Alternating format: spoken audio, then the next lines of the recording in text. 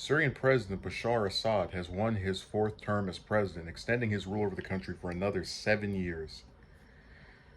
Man, that's the longest term I've ever seen for any office. The results were announced on Thursday by the head of parliament, Hamada Sabah, with Sabah saying Assad won 95.1% of the vote at around 78% turnout, Reuters reported. The U.S., United Kingdom, Germany, Italy, and France released a joint statement on Tuesday condemning the election, saying it was neither free nor fair and fraudulent since the country did not agree to United Nations supervision of the results. Syria has been denounced by multiple countries over the past decade due to its actions during a civil war that has embroiled the country since 2011. We denounce the Assad regime's decision to hold an election outside of the framework described in UN Security Council Resolution 2254, and we support the voices of all Syrians, including civil society organizations and the Syrian opposition, who have condemned the electoral process as illegitimate, the multi-country statement said. There were rallies in Syria celebrating Assad's win on Thursday with thousands of people, but officials told Reuters that the rallies were organized by authorities to encourage voting.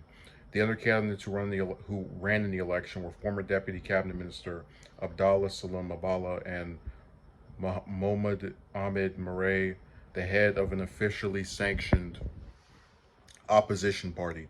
The candidates received 1.5% and 3.3% of the vote, respectively, Sabah said.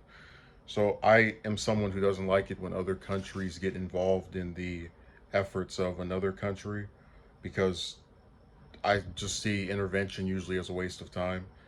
But I don't have a problem with other countries giving commentary on what they believe are screwed up practices of another place. This is why I'm open to criticism of the United States by, all these other countries. Like when Iran sometimes will criticize the U.S., I'll admit if it's legitimate, or, I think they should have the right to express their opinion on this stuff. And this is one of the few instances where I'm kind of lockstep with the U.S. About this not being free and fair. Like, no, and this just is my opinion. I don't believe any candidate in any election is going to get maybe more than 60% at the most. Even that's pushing it. For him to win 95%, I don't buy it. I think they screwed with the results. I think they purposely peel off 2-3% for the other candidates to trick people, thinking, oh, this is such a democratic process. But when all these other countries are coming out and saying this election was not free nor fair and fraudulent, remember, it's not just the United States, it's the UK, Germany, Italy, France. All these other countries have a better record, at least in modern times, of war and peace than the US, which makes me more inclined to side with them. So I think it was fraudulent. It sucks that Assad has to create elections that are so rigged that he has to get over 90% of the vote to appear more popular than he actually is. But